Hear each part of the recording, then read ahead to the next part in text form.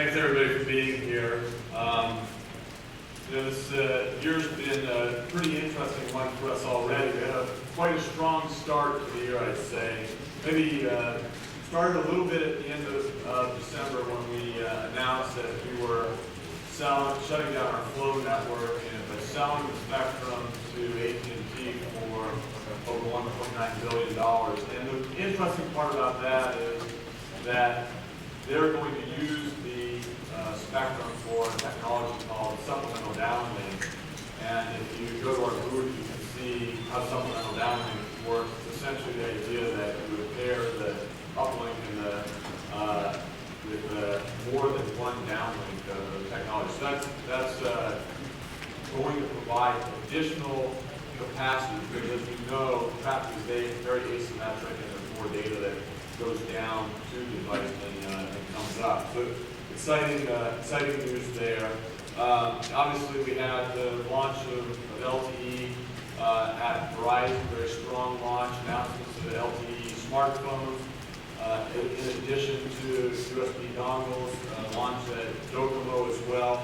So that's also great to see. And then kind of to follow on to that, we bought spectrum in India, and really the idea there was to drive TD-LTE as a technology in India. That appears to have worked. There was a good announcement yesterday by 3 operators, including Barney Airtel, talking about their commitment to TD-LTE. The other 2 operators were China Mobile and SoftBank. So already good momentum around that technology, and I think it's a sign that WiMAX isn't going to get any traction in India, and I think probably a story about how it's going to progress globally is something similar to that. So we're happy to see TD-LTE get traction there. Another announcement we made this year was the acquisition of Atheros. And a lot of people think of about Atheros because we had some gap in our chipset roadmap on Wi-Fi and Bluetooth. And in fact, we've already made the announcements of Snapdragon coming up with integrated Wi-Fi and Bluetooth. And what the acquisition of Atheros was about is our belief that as we've integrated more and more consumer electronics and computing functionality into the phone and reduced the cost and the size and the power, now we're going to see those chips proliferate into devices outside of the phone, into displays and speakers and lights and various content sources and all sorts of things, printers, access points. And Atheros has the products and sales channels for those markets. And so we see a great opportunity to add our technology to theirs, our products to theirs, to cross-pollinate between the two, but also to add those sales channels to the sales channels that we have already. We also announced at our earnings call we had a licensing dispute, one of 2 that we had been talking about. We resolved one of the 2. We significantly raised our financial guidance because of that. And we also announced on the Mirasol, we've been working on this display technology. So there's an announcement of nearly $1 billion investment in a new fab in Taiwan to build those displays, targeted for sometime next year to see products rolling out of that factory. On the operating system side, we saw a lot of activity already this year. So obviously the iPhone launched at Verizon. We launched in conjunction with HP last week. We launched the WebOS, and their tablet, the touchpad, uses our 8660 dual-core Snapdragon processor. Obviously, big news at the conference is Windows Phone 7 and the Nokia deal with Microsoft. Snapdragon powers all the Windows Phone 7 devices as well. And CES this year, Microsoft also announced that they're porting big Windows onto the ARM platform, did demonstrations of big Windows running on top of Snapdragon as well. And finally, I just came from the HTC press conference right before this, and they showed off their new tablet design based off of our 8X55 chipset. They showed 6 devices, all of which were powered by Qualcomm Snapdragons, but the Flyer tablet that they showed off running at 1.5 gigahertz So very exciting stuff going on that side as well. Those were Android based. So across the board, across all the different operating systems, a lot of excitement. Obviously, Steve's going to get into much more detail about what's going on the chipset side, because we've been making very, very significant investments on the chipset side. I think we've been talking a lot about growth drivers for Qualcomm's business. There's really 5 key growth drivers that we see going forward, at least in the near term. And obviously, we've been really beneficiaries and drivers of the transition from 2G to 3G. We see roughly 1.2 billion subscribers using 3G right now. We look at that number probably doubling. Those are the estimates that are out there, roughly doubling over the next few years. We got about 85% of the world's networks that now support 3G.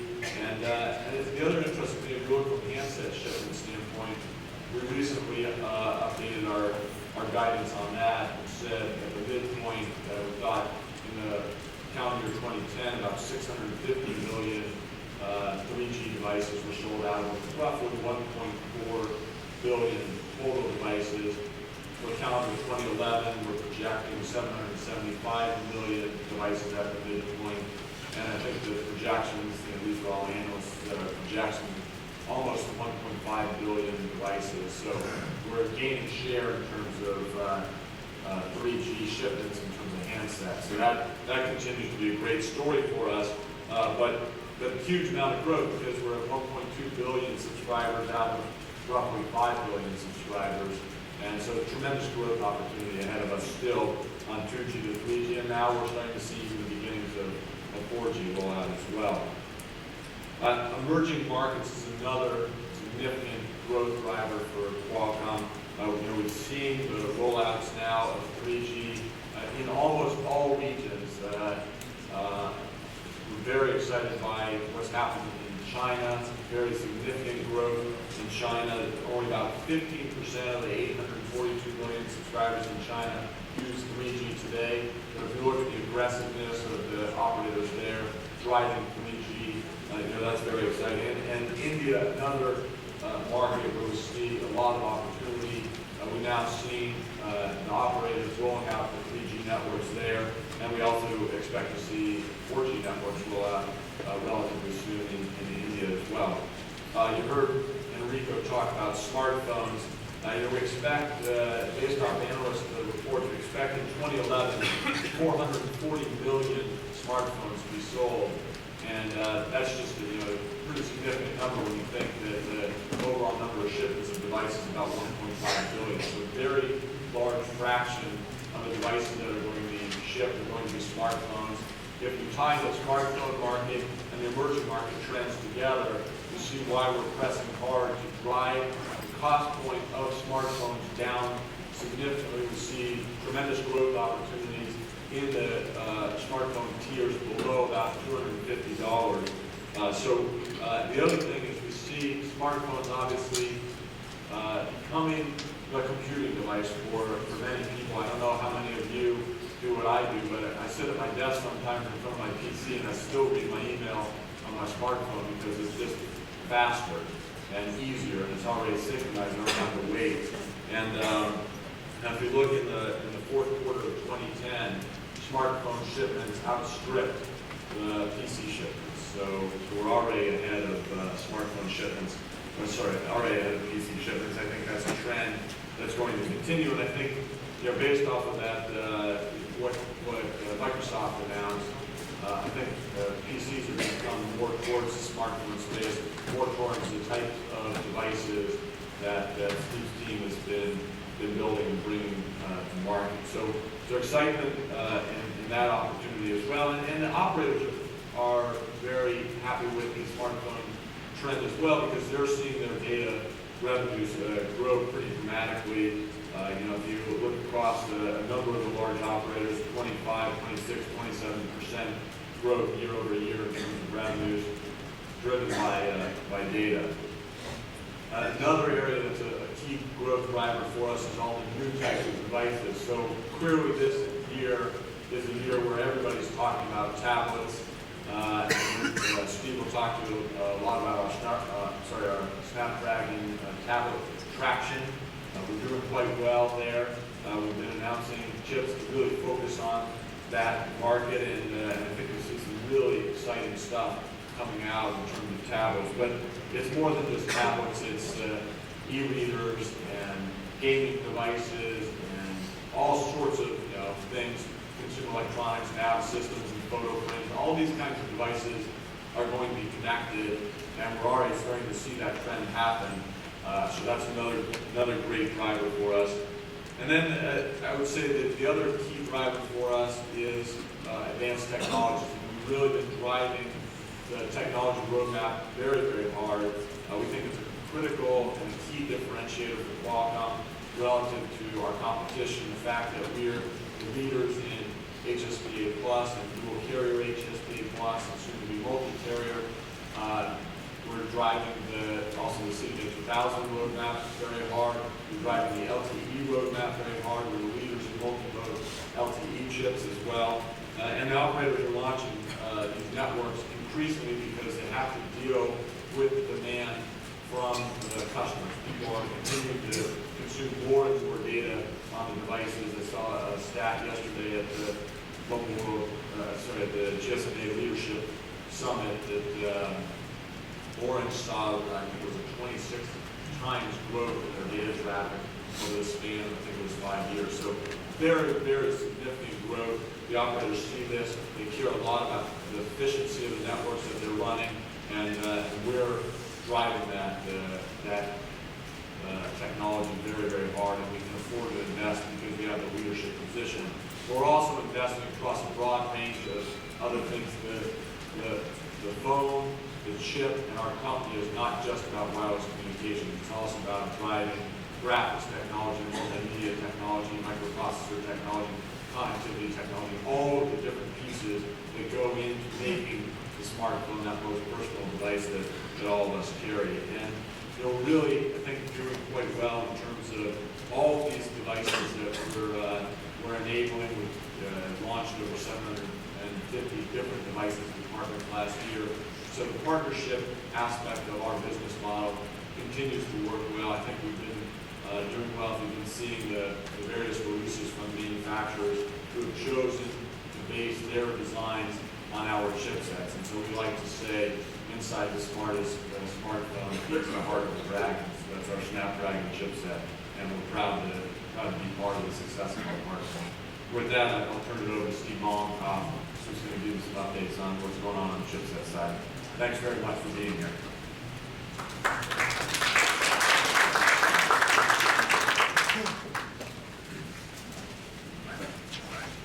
Thank you, Paul. Thank you, everyone, for coming. My name is Steve Mollenkopf. I'm actually responsible for the chipset business. I'll talk a bit briefly about chipsets, try to go into a little bit of detail, I think, on the product announcements we made yesterday. So, first and foremost, just a quick reminder about our chipset business. We are the world's largest fabless semiconductor company. We also are the #1 supplier of chipsets to the cellular industry. So it continues to be an important, we continue to have a very strong business model. This partnering approach that Paul mentioned continues to be very, very strong. And we've been able to migrate that not only through multiple modem generations, but also into the smartphone arena as well. And in each of these transitions, there's been a different piece of our technology that's been important.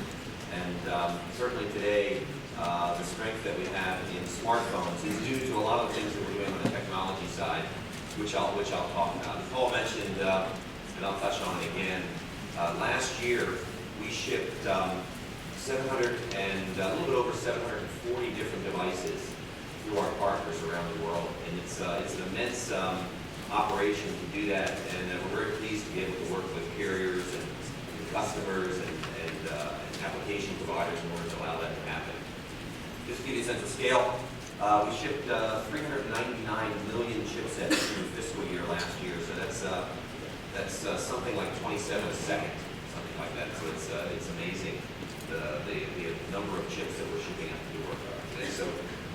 with that, let me talk a little bit about some of the technology and chipsets. So one thing that's different about us, we actually create our own CPUs. So we use the ARM instruction set, but we do our own implementation. And we purposely do that implementation to be optimized for mobile. So the design point that you pick for a mobile device, whether it's a tablet or a smartphone or a feature phone, it's very different than the more general purpose implementation you might use if you're using a processor in other markets. And we take advantage of that, not only from the performance perspective, but also from the perspective of schedule. So just a reminder, if you look, we were the first company to come out with a gigahertz ARM-based processor. We did that actually several years ago. And what happened was eventually there was software that could take advantage of the processing power in those chipsets. And now it's virtually impossible to sell a high-end chipset without gigahertz support. We felt that we were responsible for that because of the way that we did the architecture of our chips. Yesterday, we announced another generation, an upgrade of that performance level. And the new cores that we come out with on the CPU side are actually capable of going up to over 2.5 gigahertz. So it's really, it's a brand new bar that we're setting in the industry. It's ahead of what we can tell everyone else has in terms of schedule. And again, it's optimized for mobile. The new chipset core that we announced yesterday actually has 150% of the performance of the first core that we came out with. And that is done at 65% of the power. It comes in multiple core varieties. I'll go through that in detail, but it's a very significant performance enhancement in terms of the processing power that you can get out of these devices today. And it's one of the reasons why we've been so successful in the chipset industry. So the first thing is CPU. We have CPU leadership. We're going to maintain that. We're investing very heavily to keep that going. The next topic is actually GPUs. And so the GPU is the graphics processing unit. It's the part that's responsible for games, the UI, how you display things on the screen, and really how you accelerate a lot of the graphics intensive things that run on a phone or a mobile device like the browser. And we're probably less well known for our graphics expertise, but I think it's something that I think I should give you a couple of stats, because really, if you look at it, we are the major player in graphics in the mobile computing world. And to give you an example, when all of the major gaming companies that have consoles made their move into wireless, they used us as a partner. So Sony PlayStation, a lot of gaming content. When they launched a mobile device, they did that on Snapdragon. So the Sony Ericsson Play phone that came out, Xperia Play is the name of the device, launched on Sunday. That uses our Snapdragon platform. It leverages all of the gaming content, and when it was went to mobile, it used Snapdragon. Similarly, for the Windows ecosystem or the Xbox ecosystem, when it came onto Windows Phone, that runs on Snapdragon. When HP had to make a choice as to which partner to use for their mobile applications, they used us. They have many choices they could make, and so we were very proud of that. On an Android, the majority of the devices in the Android community use our chipset, and all of the games that run on Android also run on Snapdragon. So we have, I think, a very rich pedigree in terms of our graphics performance. In addition, we have upgraded all of the graphics performance on our chipsets as part of the new Snapdragon family, and I'll go through that. But these are now multi-core graphics engines that are all part of Snapdragon.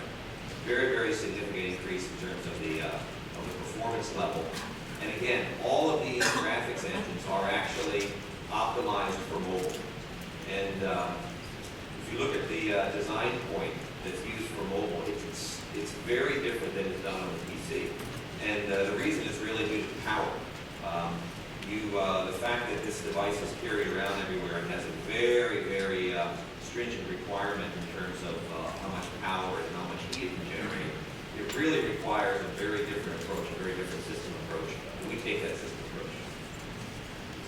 So the other topic is actually modem leadership. We're known for being a very strong modem company, but what differentiates us is really that we lead in terms of feature sets out first, but then we also lead in terms of multi-mode capability. So all of the modems that we generate actually have support for worldwide roaming. So the device that I use day to day, I can roam from Verizon's network onto Vodafone's network. I can use it in China. It all uses one modem that's actually in one piece of silicon. That's part of what we do every day in all of our chipsets. They all support all of the 3G modes, 2G modes, as well as the new 4G modes. And we gave enhancements yesterday to our modem roadmap. I'll go through that very briefly as well. That's really what differentiates us. It's the breadth and I think the leadership capability on those three vectors. The next point is to be successful really in these devices. Go to the next slide, please. Is you need to put that all together in one package. To drive mobile computing with smartphones, integration is really the key. In mobile, the people that bet against integration lost, typically lose. And we think that's going to be the case moving forward. You have to be an SoC provider. That forces you to be strong in really every aspect that I've talked about and really listed on the chart. So we've been able to, been fortunate enough to invest enough and have the expertise, the broad expertise for to do that. So let me go through a little bit of the product announcements. Snapdragon for us is not just one chip; it's actually a family of devices. It actually has multiple generations. The first one is the one that really set the mark for gigahertz. We followed it up with a second generation product. You're starting to see the first of those devices come out, both high performance smartphones as well as tablets. We launched our dual-core product, which you're seeing ramp this year. Paul talked a little bit about it, but we have over 60 designs for the dual-core product, including 20 different tablets. One of them is actually on the table here, which is the HP touchpad. It's a beautiful device. It's going to launch later this year. We're very, very happy to be working with them. And then we announced yesterday the next generation of Snapdragon. Increases in both graphics performance, modem, and CPU. So it continues to be a family of chipsets that we put a lot of emphasis on, and it's now spread across multiple tiers. Okay, so announcements yesterday, we really had two big groups of announcements. In terms of Snapdragon, we announced really 3 chips in the Snapdragon new next generation Snapdragon product line. It includes a brand new quad-core device, which is 4 of those high-performance cores that I mentioned, the cores that I said that are 150% better in terms of processing power than the original Snapdragon. This has 4 of them in there. It's in addition to that, it has a brand new quad-core GPU as well. So that's really our flagship product. It's designed to go into tablets and also form factors that I think will be used in this big generation of mobile computing. Paul mentioned how Windows is now an opportunity for us on the chipset business. It's those type of devices that we think will be enabled, will be used to enable that. In addition, we talked about our dual-core integrated LTE device called 8960. And then our mass market integrated LTE single core Snapdragon product as well. So a family that allows our customers to scale up from LTE smartphones in the mid-tier all the way up to the mobile computing devices as well. So we're very excited about it. In addition to the GPU, CPU, and modem technology that I mentioned, every one of these chips comes with an integrated quad combo of connectivity. So Bluetooth, wireless LAN, FM, and Wi-Fi, excuse me, thank you. It's long days. But anyway, very, very exciting platform for us. It appears to be very well received, and we're very happy to see this come out. That they all use 28 nanometer technology, so it's the newest technology, newest cores, and we're using that really to our advantage, I think, in the chipset business. In addition, we upgraded our modem platform as well. So in the mass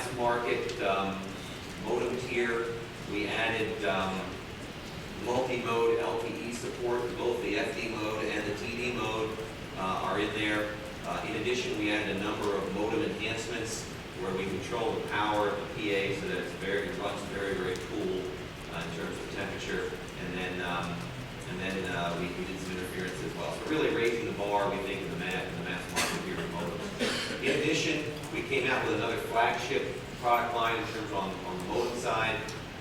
We announced support for 84 megabits per second in a commercial design, as well as LTE Cat 4, which is 150 megabits per second.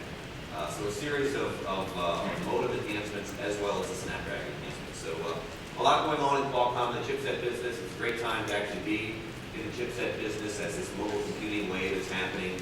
A lot of innovation is going to occur across our partners and across the customer base, and we're very happy to be a part of it. Thank you. Devices. And you may know of augmented reality now as something which is mostly based on putting graphics into the camera view of the phone based off of sensors in the phone and GPS positioning. What we've done differently is we've actually blocked images, graphical images, using image recognition to things in the real world. So literally it looks as if the graphical object is in the real world, and you can look all around it with the camera and see it as if it's really in 3D. And, you know, we talk a lot about 3D today because people are talking about 3D TVs, but that's really a flat image that presents something 3D to you. This, literally, you can look around, it looks like it's 3 dimensions, as if something's actually there. So anyways, we came up with this capability. We wanted to get the creativity of the developer community. We put out a $200,000 challenge, and we ended up with 50 submissions from 22 countries. We put out the challenge 3 months ago, and we're looking for responses. And so here we're going to show you a little video of what we got from the developer community.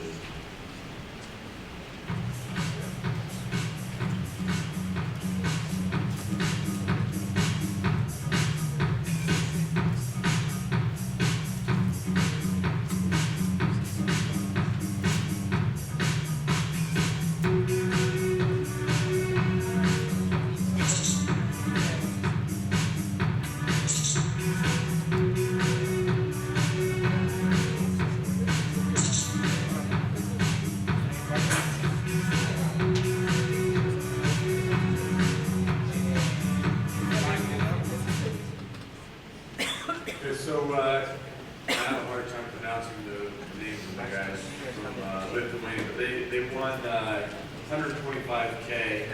We had a $50,000 second prize and a $25,000 third prize, which second prize went to Defiant Development, and third prize went to grad students from the USC Cinema Arts Department.